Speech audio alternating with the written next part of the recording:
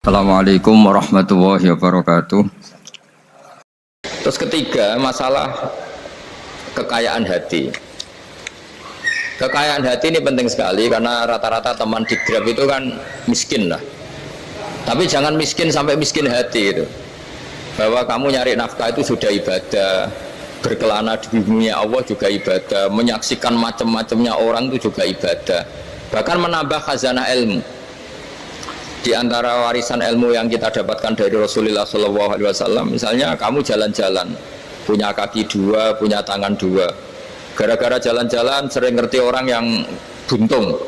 Alhamdulillah meskipun saya hanya Grab, masih punya kaki utuh. Terus ketemu orang buta ya gitu. Alhamdulillah ladzi afani mimma btalaka bih.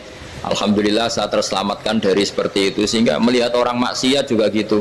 Saya meskipun gini terselamatkan dari jari tempat maksiat, sehingga hidup itu tidak nelongso gitu. Ada nilai lebih yang kita punyai. Jadi di antara kebaikan Islam adalah orang disuruh ingat sisi nikmat. Nah, kalau nikmat itu sudah ada semua, kata Imam Ghazali, nikmat hidup.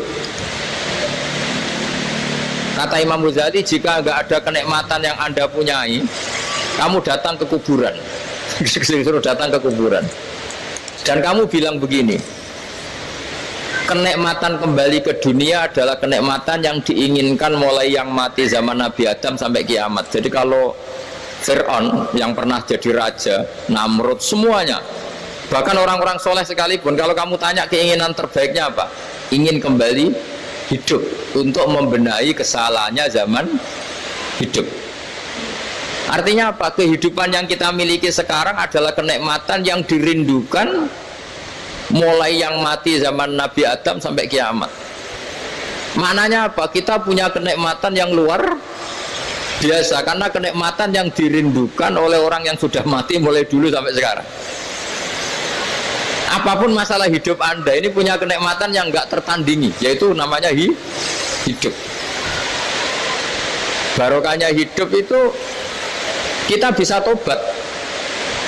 Setidaknya ingin tobat. Kalau nggak bisa tobat, ingin tobat.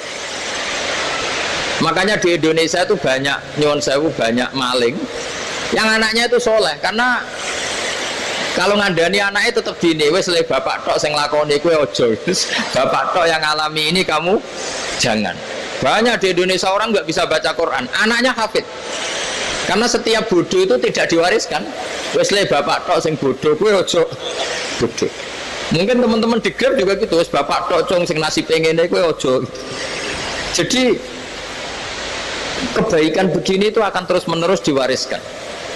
Sehingga banyak orang tidak tamat SD anaknya dosen, nggak tamat SMP anaknya dekan. Karena setiap dari kita itu cita-cita kebaikannya menurun ke anak cucunya, keburukannya berhenti di dia. Cara wong Jawa itu bapak tok sing lakoni.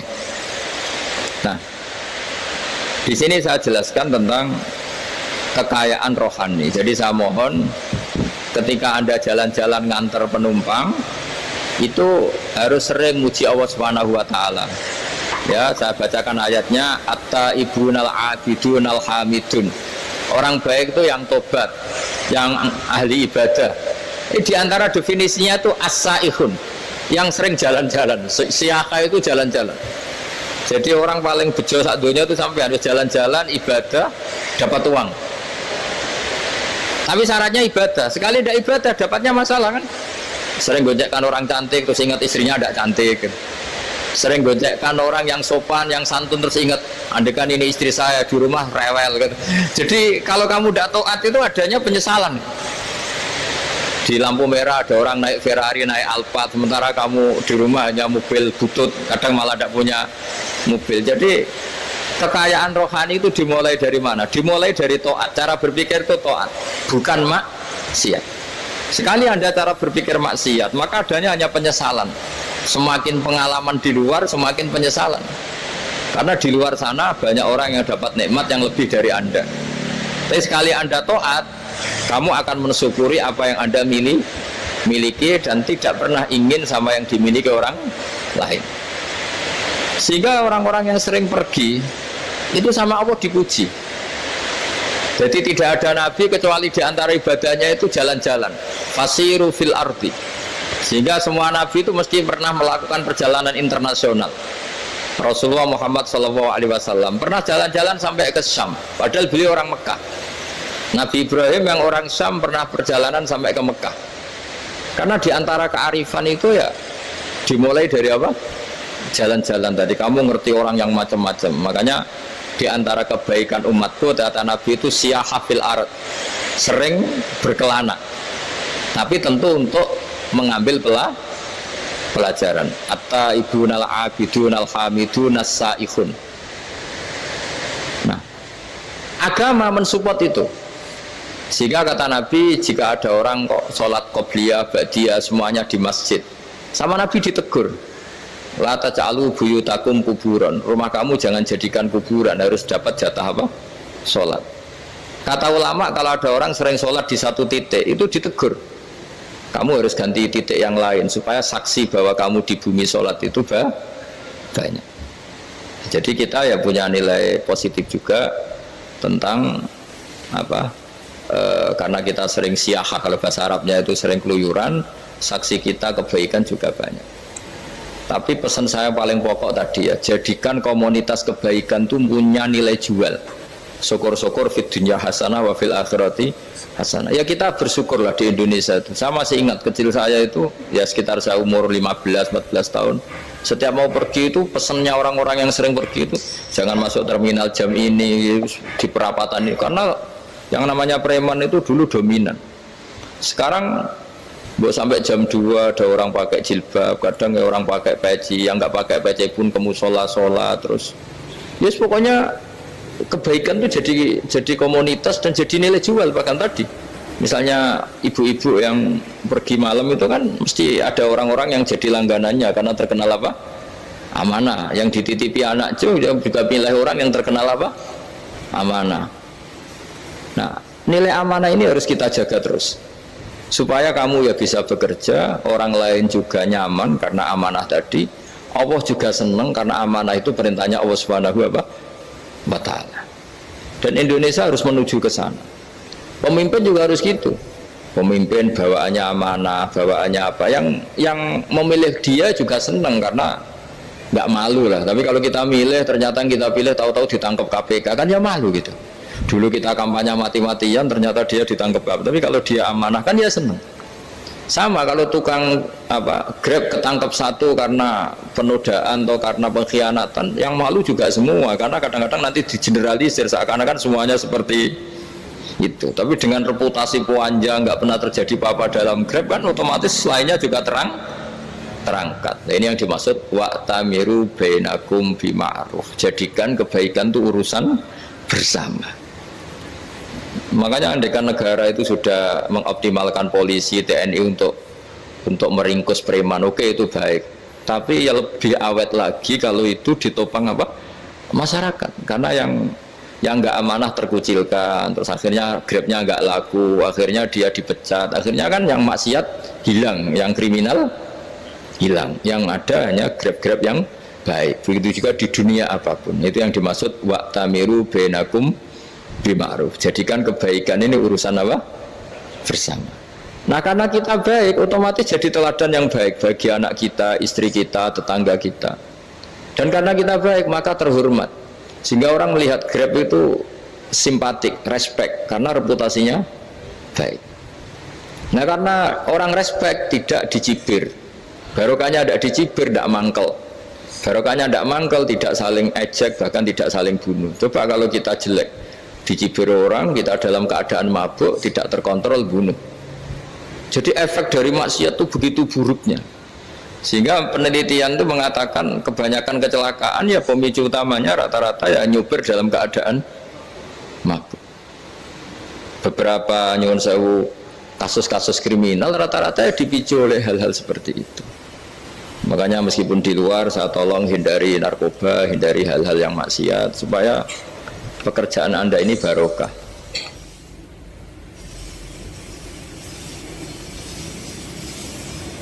Kemudian yang terakhir saya beri ijazah tentang Al-Fatihah ya, karena ini surat yang populer Kalau saya ijazahi Quran 30 juz pasti sampean nggak hafal. Atau ijazah surat Baqarah. Kalau mau Baqarah mau.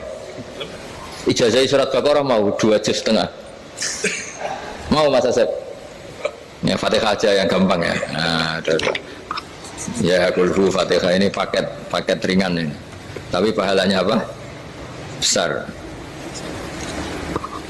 Ini beda ya, artinya selama ini mungkin Anda baca tapi monoton ya. Tapi ini saya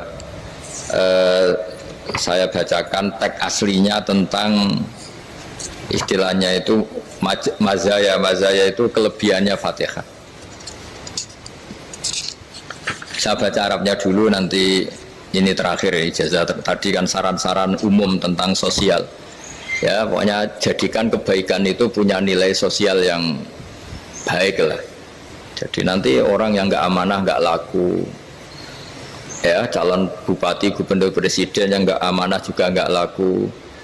Begitu juga kiai yang tidak amanah juga nggak laku, suami yang nggak amanah juga nggak laku, istri yang nggak amanah juga. Sehingga kebaikan itu jadi nilai sosial yang dalam tanda kutip sudah keniscayaan. Yang diinginkan Allah itu seperti itu, bukan kebaikan yang dipaksakan karena kekuatan negara. Maksudnya kalau bisa kebaikan itu tidak usah dipaksakan. Memang satu sudah satu kebutuhan. Tak cerita-cerita di negara maju itu, bahkan apapun jatuh itu nggak ada yang ngambil apa itu. Makanya gambarannya Mekah Medina kan gitu kan, barang jatuh nggak ada yang berani ngambil itu, saking sudah jadi sistem. Sehingga banyak negara di Eropa itu yang sampai nggak punya tentara, nggak punya polisi karena kebaikan sudah. Nah kita kan masih capek, polisinya aja capek, apalagi masyarakatnya, karena kebaikan itu belum jadi nilai bersama. Nah kita selain ditopang negara, ada polisi, ada tentara, itu kita usahakan kebaikan itu jadi nilai bersama. Tadi wa'tamiru bainakum bima'ruf. Dan kita punya reputasi yang bagus dalam bab ini. Saya masih ingat kecil saya itu yang jilbaban hanya keluarga kiai. Sekarang rata-rata masyarakat itu jilbaban. Dulu yang sekolah SMP, SMA itu jilbaban kadang dulu malah dilarang ya, harus sama seperti itu seragamnya. Sekarang sudah boleh dan nyaman. Lama-lama yang dapat simpatik ya yang pakai pakaian model tertutup seperti itu. Lama-lama gamane cara wong golek mantu ya golek yang seperti itu daripada yang blodor. Lama-lama jadi nilai bersama. Ya ingin saya seperti itulah. Di terminal juga sama. Orang mau makan cari warung yang kelihatan ada ayat kursinya, pakai jilbab, atau paling tidak dia nggak mungkin lah nyuguhkan yang tiren atau yang haram. Akan ada garansi sosial, ada apa? Ada garansi apa? Sosial dengan penampilan yang soleh itu kan, masa iya nyuguhkan oplosan babi gitu misalnya itu. Jadi nilai sosial itu harus benar-benar jadi nilai, sehingga negara biar nggak capek-capek. Polisi juga gak capek kan, karena tugasnya corong Jawa mau ngawat-ngawati tok, tapi tidak perlu tegang karena kebaikan sudah jadi nilai bersama. Ya, ingat-ingat ya ayatnya tadi, wa'tamiru bainakum bima'ruf. Jadi kebaikan itu harus jadi nilai bersama. Iktimar itu menjadi urusan bersama. Makanya kalau kita rapat besar disebut apa? Muktamar. Muktamar itu urusan bersama. Ya tadi imamnya sholat juga menopang Gojek karena nggak lama-lama nopang Grab, nopang Kernet, nopang penjaga Indomaret, penjaga bensin, pom bensin. Nah dia hanya punya waktu 5 menit terus imamnya baca Baqarah kan. Iya imamnya mursyid, mungkin dia tambah lama tambah dapat aplaus dari muhibbinnya, tapi makmumnya dia tambah lama tambah dapat penghormatan dari pecintanya, tapi kitanya wah khusyuk wali kan, dia dapat status naik lah. Kita yang sudah tidak ikut jadi wali diganggu apa pekerjaannya. Kalau ada imam seperti itu sampai mufarokoh saja, niat ya Allah sampai sini saja saya makmum orang itu, silakan orang itu punya urusan sendiri dengan jenengan, ya sudah, atau salib saja ya itu boleh. Kalau dalam fikih namanya apa? Mufarokoh. Mufarokoh itu niat, tapi kamu jangan langsung selonong mufarokoh, niat dulu pamit sama Allah bahwa sekarang mau mufarokoh.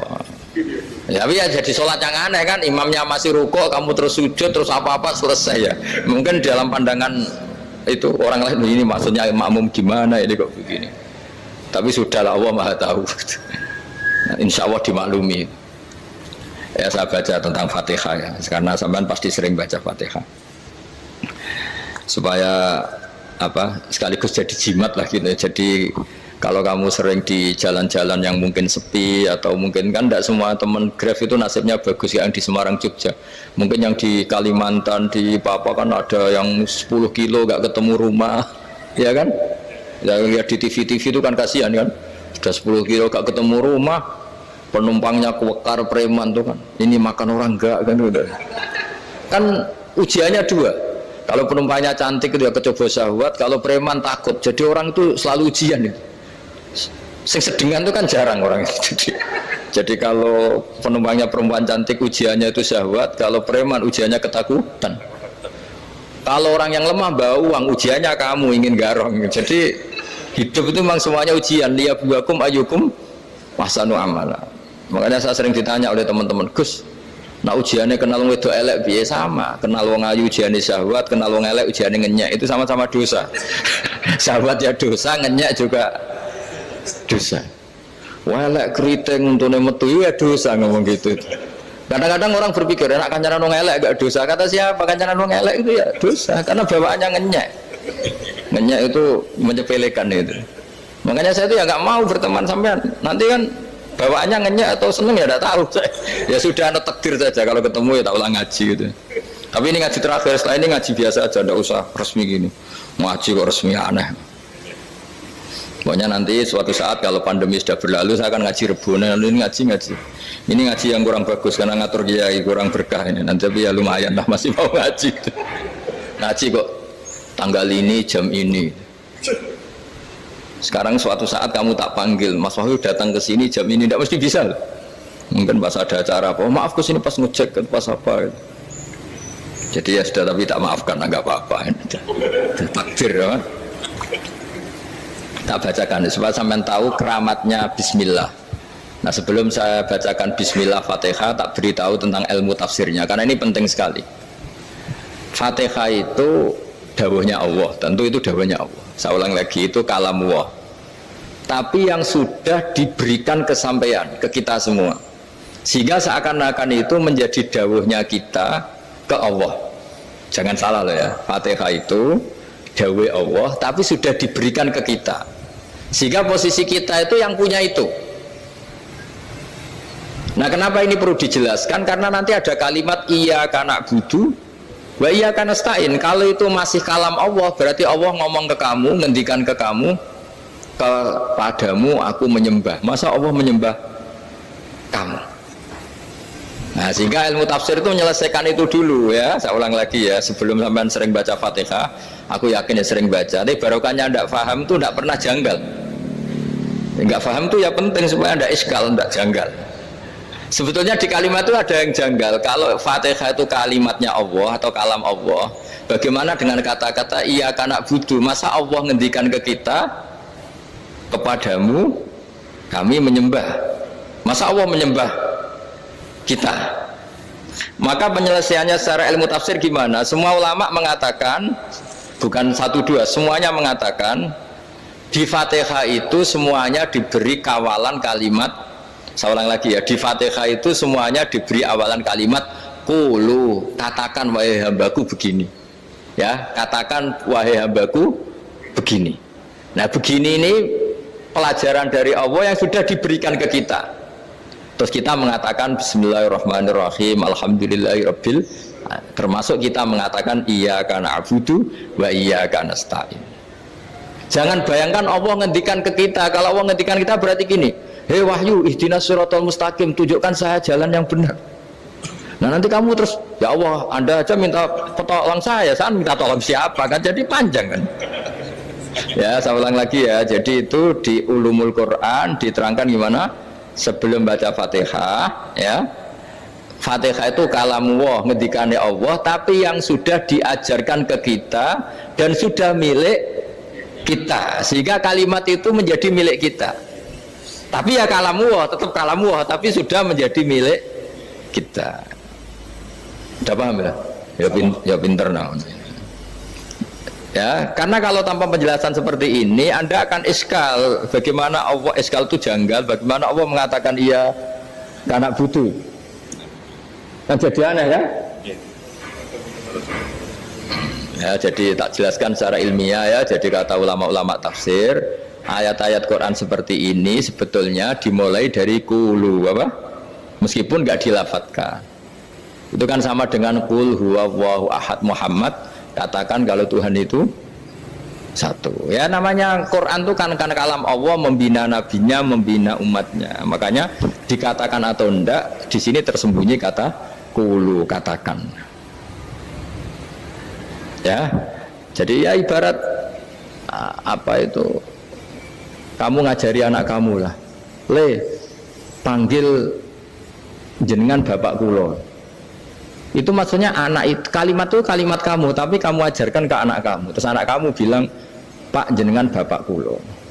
Nah, ketika kamu mengatakan jenengan, bukan kamu mengatakan jenengan anakku, berarti anakmu itu bapakmu, kan lucu kan? Anak kamu ajari jenengan bapak kulo, kamu engkau bapak saya. Terus anak kamu mengulang jenengan atau kamu bapak saya. Berarti itu kalimat yang kamu ajarkan, tapi sekarang sudah milik anak kamu. Kalau itu kalimat kamu kan lucu, masa anak kamu bilang bapak. Nah itu seperti itu. Jadi ulama memberi solusi atau jawaban iya karena abudu. Ya itu sebelumnya ada kata-kata kulu, katakan wahai hambaku, hubungan kamu dengan saya adalah katakan iya karena butuh wa iya karena nasta'in. Terus hubungan kamu dengan saya katakan juga dalam doamu ihdinas siratal mustaqim. Jelas ya, jadi itu kalam Allah yang sudah milik kita karena diajarkan Allah untuk kita.